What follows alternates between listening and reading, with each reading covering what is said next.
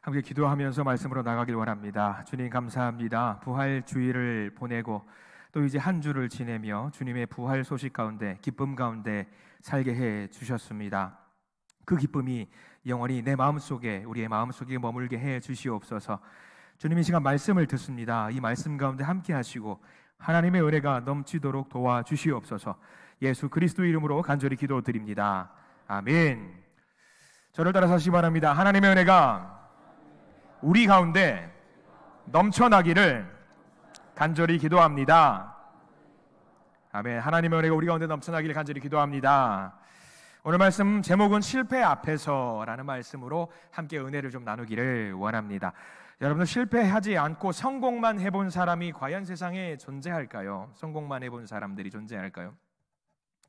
아주 능력이 많은 사람이라고 할지라도 실패는 삶의 필수 과정 중에 하나입니다. 우리가 알고 있는 유명한 사람들이 있습니다.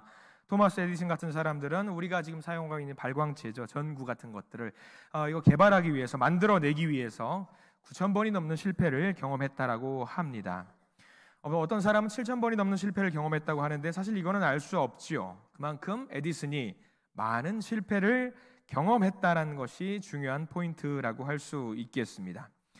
우리 성경에도 굉장히 많은 실패의 무더기 속, 실패 속에서 살았던 사람들이 기록에 많이 나와 있습니다. 요셉을 한번 보기를 원합니다. 야곱의 11번째 아들로 사랑을 많이 받고 자라다가 형들이 그를 지나가는 상인들에게 노예로 팔아버렸습니다. 그리고 감옥에도 갇히게 되었습니다. 세상 사람들이 보았을 때 이런 요셉의 모습은 보면은 실패자입니다. 실패를 많이 한 사람이라고 말할 수 있을 것입니다. 다윗도 마찬가지입니다. 우리는 그를 바라볼 때 다윗은 대단한 왕이고 전무후무한 왕이라고 말을 하는 경향들이 있습니다. 그러나 다윗도 우리가 알고 있겠지만 실패를 제법 많이 경험한 사람입니다. 그는 특징이 있습니다. 실패를 하고 나서 바로 하나님께 자진납세를 합니다. 시편 51편 4절 이런 말씀이 있습니다. 한번 들어보시기 바랍니다. 내가 하나님께만 죄를 지었습니다. 하나님께서 보시기에 악한 일을 저질렀습니다. 이런 고백이 있습니다. 다윗은 잘못을 저질러 놓고 실패를 해놓고 이렇게 이실직고를 합니다. 찔리는 거지요. 하나님, 저를 좀 어떻게 용서해 주시면 안 되겠습니까? 저 좀 봐주세요 라고 이야기를 합니다. 그 과거로 좀 더 거슬러 올라가 보기를 원합니다. 이스라엘이라는 나라가 만들어지기 이전에 사사시대는 실패의 연속이었습니다. 항상 살면서 늘 벌을 받고 또 혼나고 또 실패하고 회개하고 또 다시 실패하고 하나님께 벌을 받고 이런 것들이 계속 반복했던 시대가 사사들의 시대였다고 우리는 알고 있습니다. 오늘 우리는 그 실패자였던 한 사람을 만나보게 됩니다.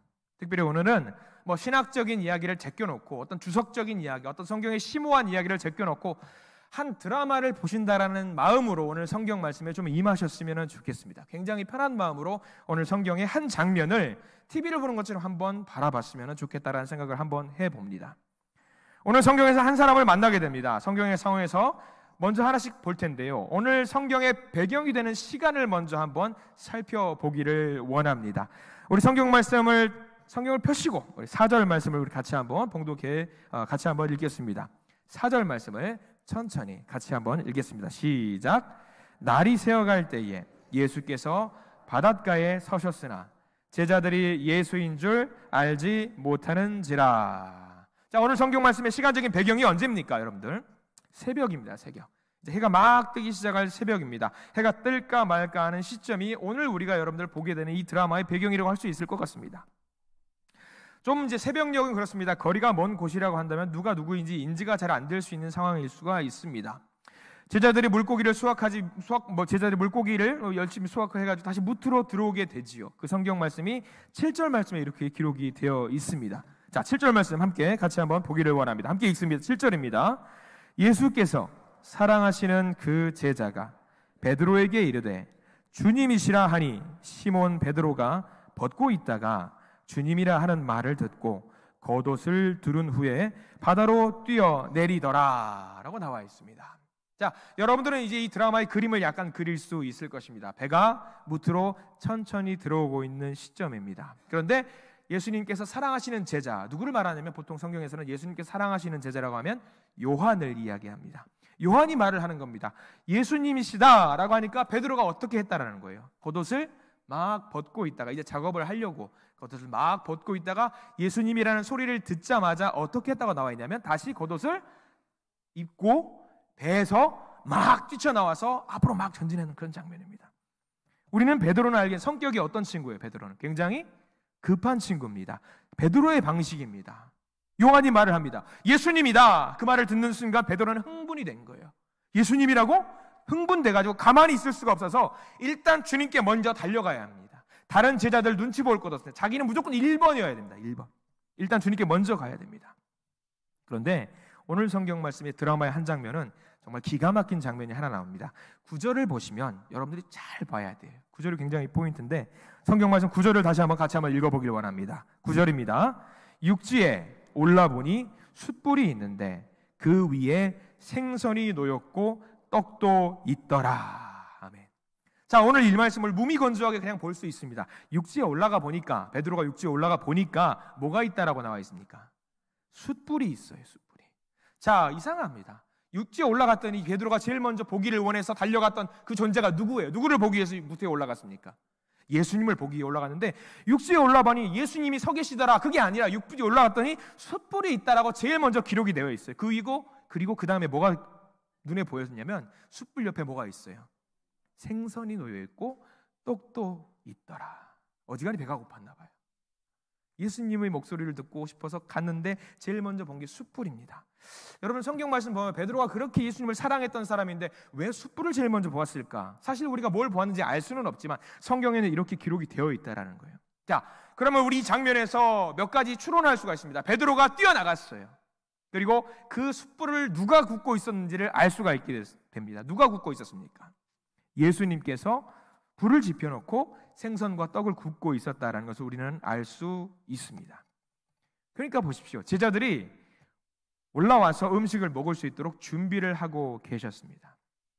베드로는 분명히 예수님을 보고 흥분해서 주님 하면서 소리를 지르고 앞으로 전진해 나갔어야 됐습니다. 그런데 베드로가 제일 먼저 목격했던 것은 고기를 굽는 불 앞에 계신 예수님, 숯불을 먼저 보고 있었다라는 거죠. 여러분들 예수님께서 거기서 뭐하고 계셨을까요? 예수님께서 하필이면 그 자리, 그 시간, 그 장소에서 왜 거기 계셨을까요? 추우니까. 여러분 불멍 아시죠? 불멍. 멍하니 불 바라보는 거. 그러면 시간이 가는지 모르고 계속 보고 있는 그 시간들이 있습니다. 예수님께서 마치 불멍이라도 하고 계셨을까? 왜 그러셨을까? 생각을 하게 되는 거예요. 예수님께서 하고 많은 상황 연출 중에 제자들을 만나는 장면 중에 아 반갑다 내 제자들 반갑다 하면서 껴안을 수도 있었을 텐데 하필이면 예수님께서 거기서 불을 지피고 생선을 굽고 있으셨어요. 저는 이 본문을 읽을 때마다 정말 기가 막힌 상황을 연출하셨구나라는 생각에 놀랄 때가 너무나도 많이 있습니다. 자, 오늘 성경 본문에 숯불 앞에 있는 예수님 그리고 숯불 앞에 가게 된 베드로의 모습을 보면서 이 장면 말고도 우리가 연상되는 장면이 하나가 더 있어야 됩니다. 성경 말씀 오늘 21장을 읽었잖아요. 조금 앞으로 가세요. 18장 말씀을 한번 넘겨서 보시기 바랍니다. 18장에 있는 18절 말씀을 함께 같이 한번 읽어보길 원하는데요. 18장 18절 말씀은 너무나도 유명한 말씀인데 한번 체크를 좀 해두시면서 같이 읽으시면 성경을 읽는데 도움이 많이 되실 것 같아요. 18장과 18절 말씀 같이 읽습니다. 시작. 그때가 추운 고로 종과 아랫사람들이 불을 피우고 서서 쬐니 베드로도 함께 서서 쬐더라. 자, 그리고 여기서 끝나면 안 되고요. 18장 25절, 26절, 27절 세 절 말씀도 같이 한번 볼 거예요. 자, 조금만 넘기시고요. 18장 25절부터 27절까지 같이 읽습니다. 시작. 시몬 베드로가 서서 불을 쬐더니 사람들이 묻되 너도 그 제자 중 하나가 아니냐? 베드로가 부인하여 이르되 나는 아니라 하니 대제사장의 종 하나는 베드로에게 귀를 잘린 사람의 친척이라 이르되 내가 그 사람과 함께 동산에 있는 것을 내가 보지 아니하였느냐? 이에 베드로가 또 부인하니 곧 닭이 울더라. 아멘. 닭은 언제 옵니까, 여러분들? 요즘은 농장에 가거나 그러면 종일 구분하지 않고 막 울어 제끼더라고요. 그래서 울었는데 보통 우리 상식으로는 닭은 언제 오냐면 새벽에 못 먹는다고 알고 있지요. 자, 오늘 장면 너무 기가 막힌 거예요. 나름 베드로의 성격대로 배에서 갑자기 튀어나와서 예수님을 뵙고 눈물을 흘리면서 주님 힘드셨지요, 저 때문에 힘드셨지요, 고통 가운데 계셨지요, 주님 그렇게 외치고 싶었을 거예요. 예수님이라고 하니까 얼마나 아팠을 거예요. 자괴감 때문에. 그런데 그렇게 할 수가 없었어요. 예수님을 만나는 순간 제일 먼저 뭘 발견했냐면 예수님이 서서 품을 넣고 팔 벌리고 계신 모습을 발견한 게 아니라 예수님이 앉아 계셨어요. 어디에? 불을 지피고 거기 앉아 계셨어요. 정말 공교롭게 베드로의 머리에 뭐가 스쳐갔어요? 18장의 말씀이 싹 스쳐 지나가는 거예요. 예수님과 다시 만나게 된 그 시간도 새벽입니다. 자기가 예수님을 배신했던 그 시간도 새벽입니다. 너무나도 비슷한 시간이에요. 예수님께서 왜 하필이면 거기서 불을 지피고 계셨단 말이죠. 베드로는 분명 주님을 만나고 나서 주님 하면서 소리를 지르고 싶었을 겁니다. 그런데 숯불이 있어요. 뭔가 머릿속을 싹 지나갑니다. 그러면서 목소리 내면서 주님이라고 하지 못하고 그냥 풀이 죽은 목소리로 주님. 소리를 지르고 싶지만 아무 말도 못했을 것입니다. 꿀먹은 벙어리가 됐겠죠. 분명히 반가운데, 좋은데, 기쁜데 표현을 못하는 거예요. 베드로는 그 장면을 보면서, 예수님이 계신 장면을 보면서 새벽이니까 추우니까 몸을 녹이거나 예수님 앞에 다정한 애정 표현을 하거나 할 수 없었습니다. 순간 베드로는 예수님을 3번이나 부인했던 그 장면, 자기의 그 순간이 머릿속에 스치는 그런 상황이 발생이 된 것이죠. 아무리 베드로가 담대하고 성격 급하고 적극적인 사람이라고 할지라도 양심이 있고 죄책감이 있는 사람인데 반갑게 먼저 주님 그동안 잘 계셨어요 라고 말을 걸 수 있었을까요? 못합니다. 아무 말 못하고 베드로는 그냥 그 자리에서 고개만 떨어뜨리고 있었을 것입니다. 그리고 무슨 생각을 했을까요? 베드로는 야, 이 상황 주님께서 연출하시면서 나에게 분명히 한 소리 하시겠구나. 불을 지펴서 그 상황의 그 모습을 네가 그때 그랬지, 네가 나를 배신했지 하면서 나를 책망하시려는구나 라고 하면서 마음의 긴장을 하고 있었을 것입니다. 성경도 참 재밌어요. 이 구절에 나오는 숯불이라는 말은 헬라어로 안드라키아라는 말을 사용하고 있어요. 이 복음서에 이 안드라키아라는 숯불이라는 말이 복음서에 딱 2번 나와요. 딱 2번. 하고 말하는 구절 중에 뭐 여러 군데 나올 수가 있어요. 불 지핀 장면, 불을 따뜻하게 했던 장면 나올 수 있는데 복음서에서 이 안드라키아라고 하는 숯불의 장면이 딱 2번 나오는데 뭐냐면 오늘 예수님과 베드로가 만났을 때에 나와 있는 숯불을 설명할 때 안드라키아라는 말을 쓰고요. 베드로가 예수님을 배신했을 때 숯불을 지피고 있었더라. 그 모습도 안드라키아입니다. 성경도 정말 기가 막히게 재밌어요. 성경이 무슨 장난인가 싶기도 합니다. 저는 아무리 봐도 이 2 장면이 예수님께서 의도한 연출된 장면이 아닐까 생각을 할 수밖에 없는 거죠. 숯불 앞에서 베드로가 주님을 배신했어요. 몇 번 배신했습니까? 3번 배신했어요. 그리고 오늘 성경 말씀 21장 읽은 본문 넘어가면 무슨 내용이 나오냐면 여러분들이 너무나도 잘 알고 있는 말씀이에요. 네가 나를 사랑하느냐? 예수님께서 베드로에게 물어보시죠. 몇 번 물어보셨습니까? 3번 물어봤어요. 저는 이렇게 숫자를 일치하고 뭐 이렇게 하는 거를 크게 뭐 즐겨하는 해석법은 아니라고 생각을 하는데 한편의 드라마라고 생각하고 이 장면을 보니까 너무 기가 막힌 거예요. 너무 기가 막힌 거예요. 아마 예수님께서 TV 드라마나 어떤 작가로 활동하셨다면 기가 막힌 드라마를 만드실 수 있었을 것 같아요. 그런데 잘 보세요. 예수님의 초점은요, 베드로를 혼내기 위해서 이런 상황을 연출한 것이 아닙니다. 베드로의 영혼과 베드로의 자존심을 짓밟아 버리려고 이런 상황들을 만드신 것이 아니라 오히려 베드로의 영혼과 베드로의 자존심을 살리기 위해서 이런 장면을 연출하셨습니다. 과거의 실패 누구나 합니다. 베드로도 했거든요. 이 현장에 서는 것을 무서워하지 말고 고개 숙이지 말고 그 실패의 현장에 다시 한번 정직하게 일어서기를 바라는 마음에서 이런 상황을 연출하신 주님이십니다. 베드로를 격려하고 계신 상황이죠. 사람들마다 트라우마라고 하는 것이 있습니다. 과거의 어떤 고통이라든가 아픔들, 사람의 기억이나 몸에 본능적으로 남아서 어떤 상황을 다시 한번 연출되면은 그걸 감당하지 못하는 상황들이 있습니다. 뭐 먹는 것도 트라우마라고만 트라우마일 수 있습니다. 제가 먹지 못하는 음식이 하나 있어요. 몇 번 들어보신 분들도 계시겠지만 해산물 중에 뭐가 있냐면 뭐 같아요? 멍게 잘 먹습니다. 미더덕을만 먹습니다. 왜 못 먹을까요? 먹을 때 찜 먹을 때 미더덕을 탁 씹으면 어떻게 돼요? 팍 터지면서 뭐가 뜨거운 게 나오잖아요. 어렸을 때 한번 그거를 경험하고 나니까 그 지금도 잘 못 먹어요. 잘 못 먹어요. 물론 미더덕을 사달라는 얘기는 아닙니다, 여러분들. 예. 그런 트라우마가 있어요. 또 다른 트라우마가 있는데, 제가 아주 굉장히 어렸을 때, 우리 뭐 유치부 아이들쯤 됐을 때 부모님과 함께 TV를 봤는데 슈퍼맨을 봤어요. 슈퍼맨 2를 봤습니다. 시리즈가 여러 가지가 있는 슈퍼맨 2를 봤는데, 그때 악당으로 나왔던 사람이 여자 캐릭터였어요. 여자 캐릭터가 막 나쁜 짓을 하려고 하다가 급기야는 어떤 인공지능 기계가 그 여자 악당을 이제 갑자기 팍 끌어들여가지고 그 여자의 막 얼굴에 기계를 갖다 막 붙이는 거예요. 그래서 그 여자가 뭐가 됐냐면 로봇으로 변을 해요. 근데 그 모습을 보면서 어렸을 때 얼마나 무서웠는지 몰라요. 막 이러면서 봤거든요. 근데 그 여자가 입었던 옷이 무슨 옷이었냐면 빨간색 옷이었어요. 그래서 빨간색 옷을 그냥 이렇게 뭐 살짝 입은 게 아니라 전신이 다 빨간색이었어요. 풀드레싱이었죠. 풀드레싱으로 빨간색 풀드레싱을 한 여자를 보면은 살짝 좀 무서워요. 로봇으로 변신하지 않을까 막 그래서. 그래서 우리 성가대는 공교롭게 또 이게 빨간색이에요. 살짝 무서웠는데 아래는 하얀색이에요. 감사합니다. 그런 트라우마가 있어요. 지금도 약간 있어요. 지금도 약간 있습니다. 빨간색을 뭐 그렇게 좋아하는 색깔 아닌데. 그런데 의학적으로 이런 트라우마를 치료하는 방법이 있다라고 합니다. 가장 먼저 뭘 하냐면 그 환자로 하여금, 그 상황을 겪고 있는 상황으로 하여금 안정감을 주는 것이 1번이라고 그래요. 안정감. 그래서 환자 스스로가 자기 삶을 통제할 수 있고 회복할 수 있게 그 이야기를 들어주는 것들, 그것이 그 트라우마를 극복하는 1번 회복점이라고 하더라고요. 예수님께서도 그러실 거예요. 베드로가 3번 부인했을 때 상황이 어땠을 것 같으세요? 트라우마로 남은 거예요. 가슴속에 불을 지피고 있는 장면, 그 모습들, 일생일대에 가장 실패했을 때, 최대로 실패했을 때의 모습이 베드로에게 트라우마로 남아있는데, 공교롭게 오늘 예수님께서 베드로에게 하여금 그 상황을 똑같이 연출해 주시는 거예요.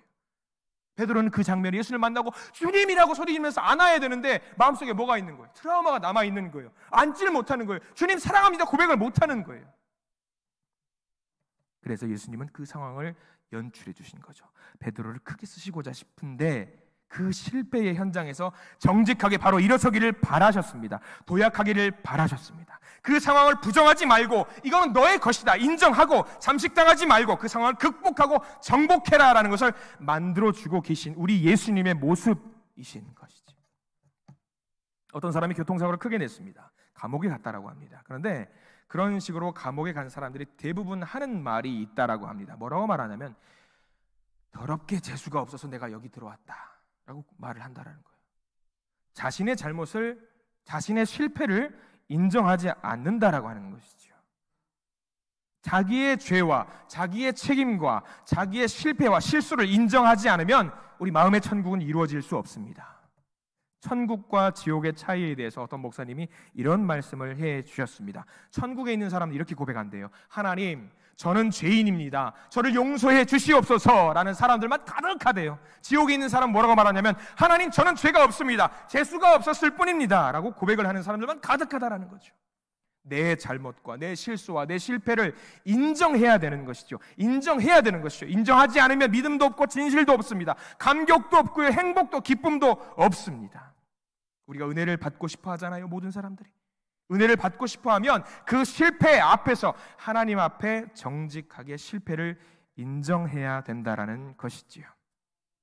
회개는 그런 것입니다. 회개는 자신의 죄와 실패에 대해서 정직하고 나는 예수님이 없으면 길이 없어 라고 인정하는 것, 그것이 회개입니다. 그것을 인정할 때에, 내 실패를 인정할 때에 내 마음에 급격한 치유가 일어납니다. 우리 예수님 안에서는 모든 실패와 모든 아픔이 치유가 돼요. 여러분, 실패 앞에서 정직하시기 바랍니다. 한 가정에서 발생한 일입니다. 아버지가 바람을 좀 많이 피웠던 것 같아요. 그 가정에 딸이 있었는데 이 딸이 이제 그걸 쭉 보면서 성장을 하게 되었던 것이고요. 거기서 그거는 끝나는 것이 아니었습니다. 그 딸들이 나중에 장성해서 결혼을 하게 되었어요. 그런데 자기 남편이 조금만 늦게 와도 이 딸이 민감하게 반응을 한다라는 거죠. 어디 있었어? 뭐 했어? 누구 만났어? 여기서 진짜 문제는 뭐냐면 남편이 늦는 것이 아니라 그 딸의 마음속에 갖고 있었던 상처죠, 상처. 그 상처를 정직하게 인정하고 하나님, 제 마음속에 상처가 있습니다. 이 상처를 치료해 주세요. 고쳐주세요. 이것이 바로 하나님 앞에 가장 필요한 자세입니다. 어머니의 잔소리를 많이 듣고 자란 아들은 아내가 조금만 잔소리를 하면 민감하게 반응을 한다라고 합니다. 아내 입장에서는 할 수 있는 이야기들, 너무 사랑하니까 이렇게 했으면 좋겠다라고 사랑할 수 있는 사랑의 이야기를 할 수 있는데 그 모든 시시콜콜한 이야기들이 어머니의 잔소리로 인해서 내면의 상처가 된 거죠. 그 사람 역시 자기 마음속에 상처가 있다는 것을 인정해야 합니다. 우리도 마찬가지예요. 하나님, 내 마음속에 상처가 있습니다. 인정합니다. 주님, 내려놓습니다. 저를 돌보아 주십시오. 이렇게 하나님 앞에 나아갈 수 있어야 된다라고 하는 것이죠. 자신의 실패를 현장에서 솔직하게 서서 그 실패를 인정하고 하나님의 사랑으로 덮어가셨으면 좋겠습니다. 그것이 실패를 극복할 수 있는 방법입니다. 자, 오늘 드라마의 장면으로 다시 한번 가기를 원합니다. 오늘 베드로에게 이 치유의 무대를 만들어 주셨습니다. 그 영혼을 치유하시고 건강한 마음으로 사명을 감당할 수 있도록 만들어 주셨어요. 만약에 예수님께서 베드로를 이렇게 만나주지 않으셨다면 베드로가 어떻게 되었을까 상상을 한번 해보고는 합니다. 아마 이 트라우마를 마음속에 계속 갖고 살았겠죠. 신경을 쓰니까 어때요? 신경이 쓰니까 스트레스도 받고 하면서 마음에 병이 생겼을 거예요. 건강도 훼손되고 마음대로 뭘 못했을 겁니다. 만약에 베드로가 이렇게 숯불 현장을 만나지 못했으면 어쩌다가 불이라도 켜져 있는 거 보면 깜짝깜짝 놀라고 늘 기어 들어가는 목소리로 전혀 제자의 역할을 감당하지 못했을 것입니다. 남들이 보면 그랬겠죠. 야, 저기 봐라, 베드로다, 예수님의 수제자라고 이야기를 할 수 있겠지만 베드로는 이렇게 말했을 것입니다. 나 같은 사람이 무슨 수제자야 라고 하면서 스스로를 비하했을 거예요. 이 상황 속에서 주님께서 베드로를 통해서 보여주시려고 했던 것이 무엇일까? 실패 앞에서 그 상처를 예수의 사랑으로 극복하는 것, 바로 이것을 몸소 보여주시기 위해서 오늘 베드로를 다시 만나 주셨습니다. 어떻게? 자, 오늘 성경 말씀 이제 자세하게 볼 거예요. 9절 말씀 보시기 바랍니다. 우리가 그냥 무미건조하게 보는 것이 아닙니다. 잘 봐야 돼요. 21장 9절 말씀을 꼼꼼하게 단어 하나하나 잘 생각하면서 보십시오. 자, 9절을 함께 읽으면 21장 9절입니다. 육지에 올라보니 숯불이 있는데 그 위에 생선이 놓였고 떡도 있더라. 자, 주님은 상심하고 피곤한 제자들을 위해서 고기 파티를 준비해 주셨어요. 고기 파티를 준비해 주셨어요. 주님을 배반한 것도 제자들이고 주님을 실망시킨 것도 제자들이기 때문에 오히려 제자들이 예수님을 만난다면 예수님을 향해서 우리가 파티를 벌려드려야 돼요. 고기 파티를 벌려드려야 돼요. 그런데 오히려 누가 이 파티를 벌려주셨냐면 예수님께서 이 파티를 벌려주셨어요. 저는 이 부분이 너무 좋아요. 여러분, 예수님의 입장에 한번 되어보시기 바랍니다. 얼마나 억울해요. 나를 배신한 제자들이 열도 받아요. 화도 나요. 만나면 정말 멱살이 잡고 너희들 왜 나를 배신했어 이야기를 하고 싶을 것 같아요. 그런데 예수님께서 오히려 뭐라고 말씀하셨냐면 9절을 이어서 12절에 이렇게 말씀하셨습니다. 이 고기 파티를 준비하면서 12절 말씀을 해주셨습니다. 같이 한번 읽어보기를 원합니다. 예수께서 이르시되 와서 조반을 먹으라 하시니 제자들이 주님이신 줄 아는 고로 당신이 누구냐 감히 묻는 자가 없더라. 자, 이게 왜 좋을까? 우리 윤 목사님은 왜 이 말씀을 너무 좋아하실까? 여러분 보세요. 제자들이 절망 가운데 있어요. 실패자예요. 좌절하고 있습니다. 배신자예요. 그런데 제자들 보고 그 모든 무리들을 다 와서 자, 뚫레뚫레 모두 앉아서 앉아봐. 다 앉아라고 하면서 예수님께서 뭐라고 말씀하시냐면 여기는 우리가 유식하게 표현해서 점잖게 표현해서 조반을 먹어라 라고 나와 있는데 이거를 우리식으로 편하게 이야기해 볼게요. 예수님께서 뭐라고 말씀하시면 얘들아 앉아. 아무 말도 않고 침묵이 있었겠죠. 그리고 예수님이 먼저 말을 꺼냅니다. 밥 먹자. 그 이야기 하신 거예요. 밥 먹자. 배고프지? 밥 먹자. 밥 먹자. 만약에 제가 베드로였다면 그 마음속에 예수님에 대한 미안한 마음과 뭘 더 해드리고 싶은데 해주지 못한 그 마음과 슬픔과 여러 마음 만감이 교차해가지고 뭘 벌받을 거라고 예수님께서 훈계하실 거라고 기대하고 있는 그 자리에서 예수님이 제일 먼저 하신 말 네가 잘못했어 그게 아니라 아무 말도 안 하시고 딱 그 말씀하신 거예요. 밥 먹자. 배고프지? 밥 먹자. 저는 성경 말씀에서 감히 이 부분이 예수님께서 사랑을 표현하신 최고의 말인 것 같아요. 예전에도 한번 여러분들께 말씀을 드린 적이 있습니다. 제가 어렸을 때 안 좋은 습관이 좀 있었다라는 거 옛날 오후 예배 시간 한번 말씀을 드렸던 것 같은데 어렸을 때 도벽이 좀 있었어요. 도벽이 있었는데 지금은 없어요. 지금은 없어요. 근데 그 안 좋은 습관을 이제 어머니께서 계속 회초리도 때려가시면서 고쳐졌으면 좋겠다라는 기도하시면서 하셨는데 안 고쳐졌었어요. 이거를 한 방에 고쳐주신 분이 계세요. 단 한 방에. 회초리 맞은 것도 아니에요.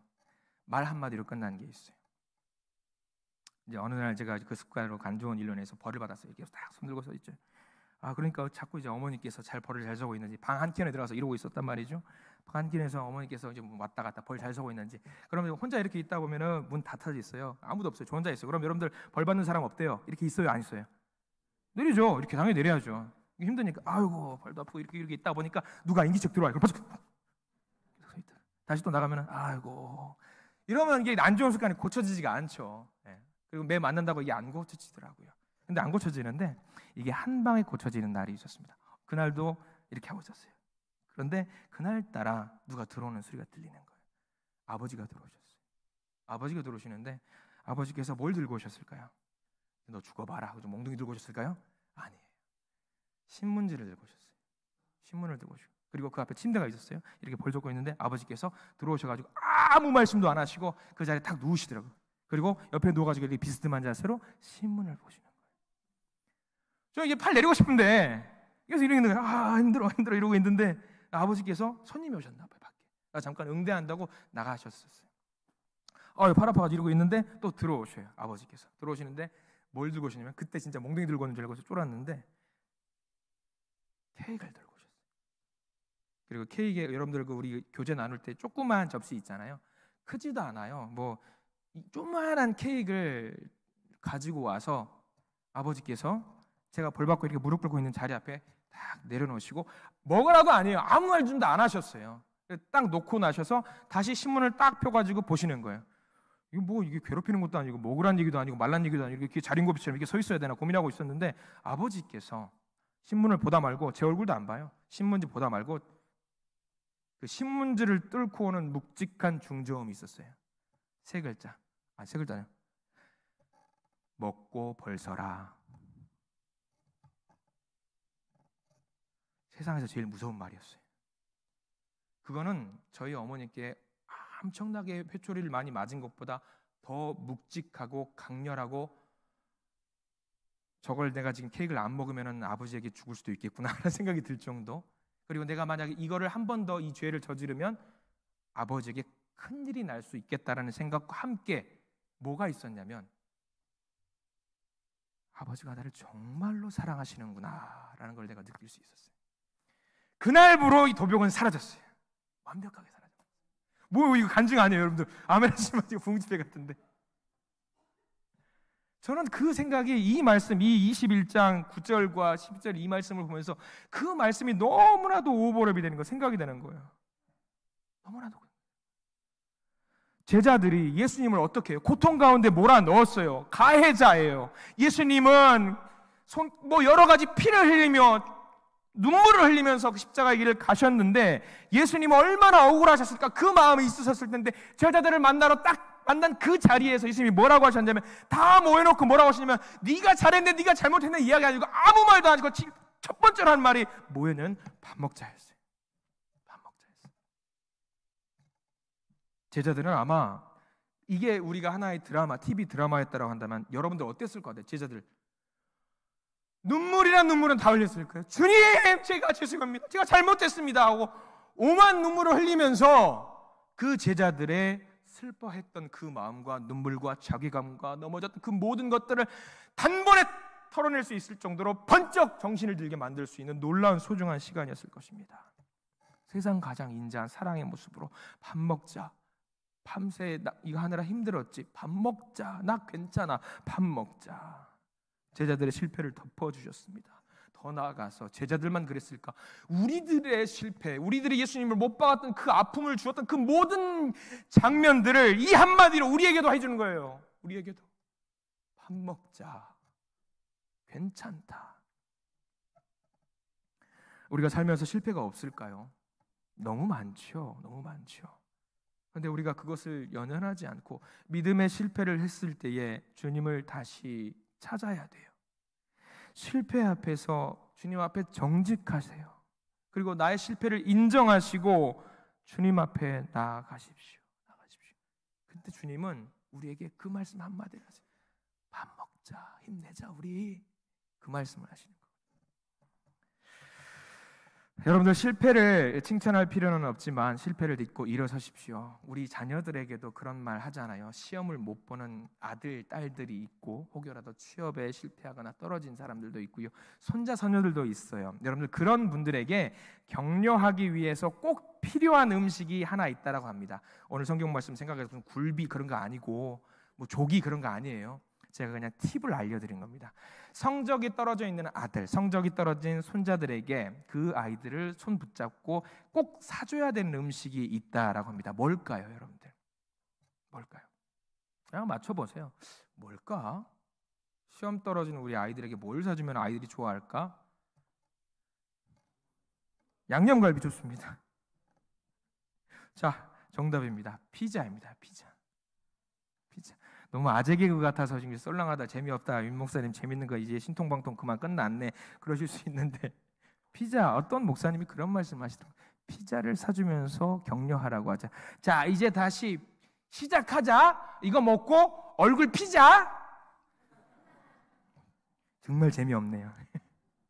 아마 이 시대에 예수님께서 피자를 주문하실 수 있었다라고 한다면 제자들이 무트로 올라왔을 때 피자를 잔뜩 배달시켜 놓고 야, 얼굴 피자, 이거 피자 먹고 피자라고 하셨을지도 몰라요. 결국 베드로는 숯불을 통해서, 불 지피는 모닥불을 통해서 상처를 갖고 살 수 있었습니다만, 예수님께서 그 모닥불을 다시 피워놓고 상처가 아니라 내가 여전히 너를 사랑하고 있고 내가 너를 여전히 응원하고 있다는 것을 다시 한번 새겨주신 거예요. 얼마나 감사한지 몰라요. 이 사건이 아니었다면 베드로가 어디 가서 예수님을 당당하게 전할 수 있었겠습니까? 예수님이 덮어주신 거거든요.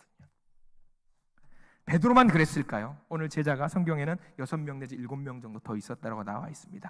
이 제자들을 부른 호칭이 참 독특해요. 오늘 성경 말씀 하나만 더 볼게요. 5절 말씀이에요. 5절 말씀. 왜 예수님께서 제자들을 이렇게 부르셨을까? 5절 말씀 우리 같이 한번 21장 5절을 함께 읽습니다. 시작. 예수께서 이르시되 얘들아 너희에게 고기가 있느냐? 대답하되 없나이다. 제자들을 뭐라고 불렀어요? 얘들아. 자, 여기 베드로 다 컸어요. 다 큰 어른들이에요. 근데 예수님께서 얘들아라고 불렀단 말이죠. 여기서 얘들아라는 말은 영어로 보니까 friends예요. friends. 친구들아. 근데 원어로 보니까, 헬라 원어로 보니까 파이디온이라는 말을 쓴단 말이죠. 뭐 거기 뭐 이 파이디온이면 다 관심 없어. 괜찮아요. 이 번역이 파이디온이라는 말이 왜 언제 쓰이냐면 손 위에 높은 어른들이 7살 내지 8살 그런 아이들을 부를 때 쓰는 말이 파이디온이에요. 애들아라는 말이에요. 자, 그런 7살 뭐 6살 그런 아이들 막 뛰어다니고 장난하는 거 보면 어때요? 굉장히 사랑스럽잖아요. 사랑스러워. 너무 좋아요. 애들 보고 있으면 너무 행복해요.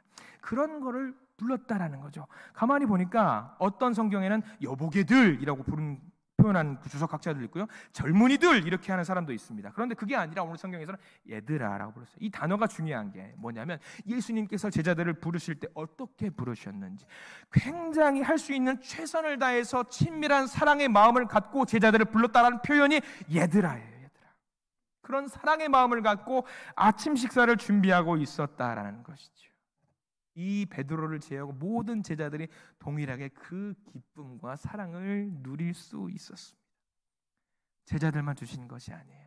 지금 우리들에게도 똑같이 부르고 있습니다. 파이디온, 얘들아, 내가 너희들을 얼마나 사랑한지 너희들 아니?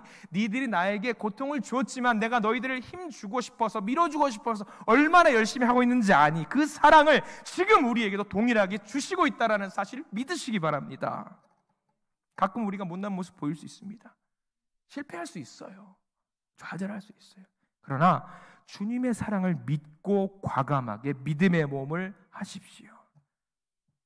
때로는 실패할 수 있어요.